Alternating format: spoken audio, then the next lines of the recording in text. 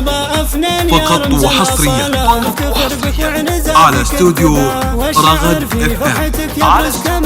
مرحبا بك عبد مزن للزفات والشيلات لجميع المناسبات. مزرع بذرة طموحة تاجنا انشروا وافرحنا في كل حالة للبشاير طلت تملا فضاء شاش راسي والفخر هذا مجاله فرحتي بك كلنا نسمع صداها يا مهندسة نجحت في بساله والشهادة مجدها للي حواها يستحق المجد منه قد سعاله وانت بسعيك تعدتي سماها فعل ابوك اللي زرعها في عياله لين اسس نبتة العلم ورعاها ما تقصر بنت ربته لا لا همها هي غاية الروح ومناها اخدم شريعة ستبطي لياله ذي بنت عبهمة المجد ورقاها واخت عزوز الكفو نسل الهذاله ترثى تزحو للرفيع مستواها بنت عز وما تعرف الاستحالة الله اللي خصها والله عطاها الصعيبة عندها تصبح سهالة بنت مسفر من يشكك في ذكاها وطلب الله يحفظك جل جلاله ولا تضيع أمانة ربي رعاها والف مبروك التخرج يا جماله من زرع بذرة طموحة تاجناها